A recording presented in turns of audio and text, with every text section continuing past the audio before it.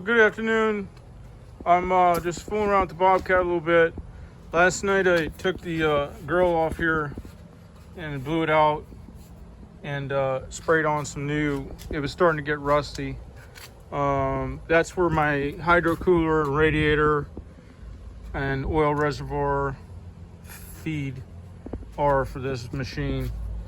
So I painted that, and I'm just gonna do the cage, the ROPS, with the black. I use that Rust-Oleum for almost all my stuff. I use it on the flatbed of that truck, and it's pretty durable for rattle can. And I like the flat finish, the matte.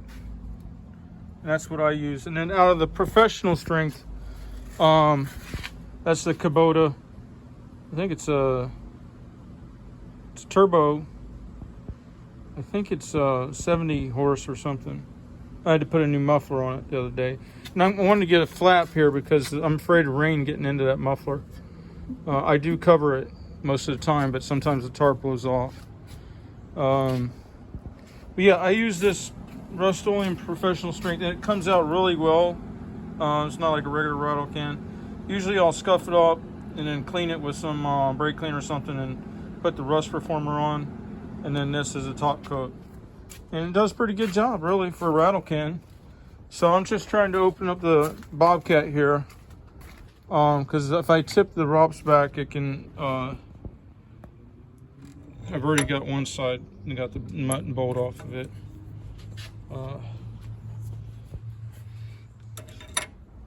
But if I tip the ROPS back, I can get to it better without getting overspray on all the white stuff.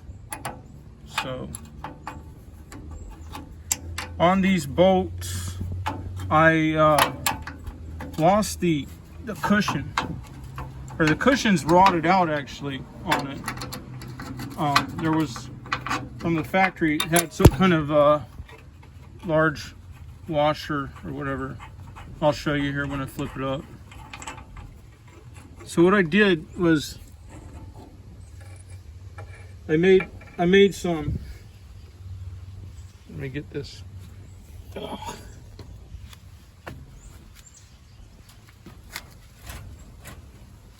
Hang on. This thing is heavy all of a sudden. Okay.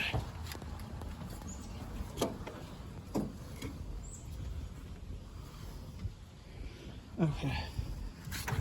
I got the cab flipped up. But anyway, what I did was I made these cushions, and they're a rubber material. What they were was off of one of these old Hustlers I got up on the hill here. It's the rubber like material off of the discharge chute, and I used a hole saw and I cut out these round discs to make cushion washers so that that metal doesn't ride there and rub right through, and cuts down on vibration. So anyway, that's got the cab up there. And when I got the machine, it had 4,000 plus hours on it. So that's not good. But somebody never cleaned it out. And see that clear tank down there? Dirt was packed in there like concrete to the top of that tank. It was level with the top of that tank. So I had to sit here with screwdrivers and picks and chip at that material and suck it out for, well, you gotta lay on your stomach to do it. So I didn't do it all at once, but it took, to get it cleaned out that much, it took me about 4 days of work off and on. And I burned up a shop vac doing it. And a house vacuum, which I shouldn't have ever used it, but I was just trying to finish it up, and the shop vac burned up. So, all right, I'm gonna see if I can scuff up some of this cab and get ready to, the roof is the worst, and then get some little bit of paint on it, you know what I mean, just to protect it. and make it look a little better. All right, let me get it set up. I'll catch you later.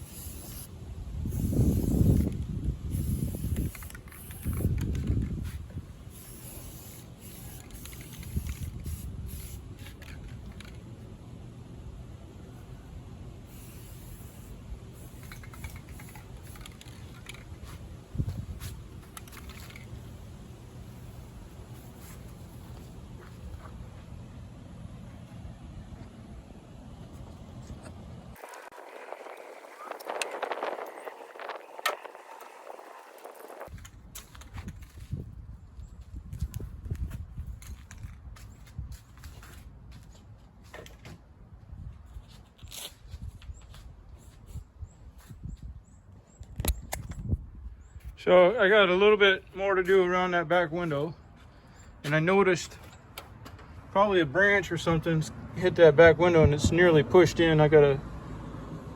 You gotta use a wire or something, I think, to pull back that seal and push the glass back in.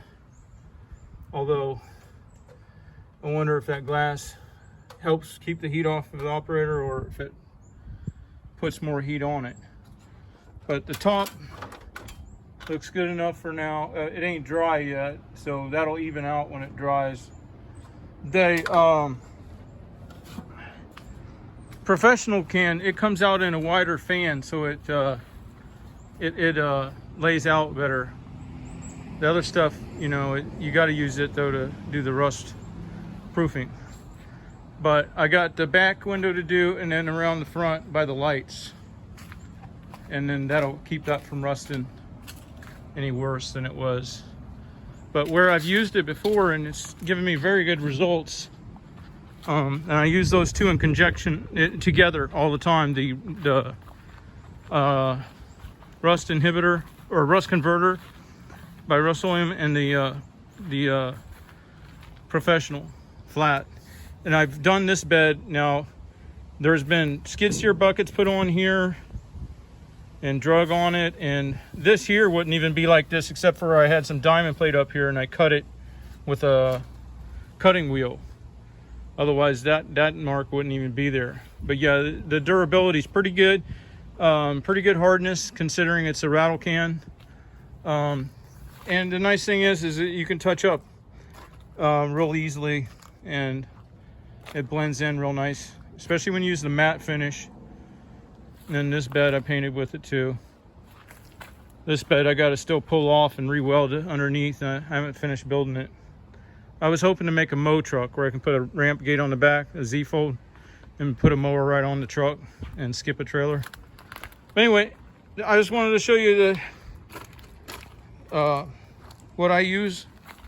And then of course they do make white in the professional paint, so I'll probably clean up the white parts of the Bobcat and paint it down the line. All right, catch you later. So there it is with the screen back on it and painted, and the back window area painted. The side meshes and the front. And I found I got a headlight popping out too. I got a headlight popping out in the back glass, and I got a mirror to install, and I got to grease it and do regular maintenance on it. So all right, that's where we turned out on it, and that's all I'm going to do for now. All right, have a good one.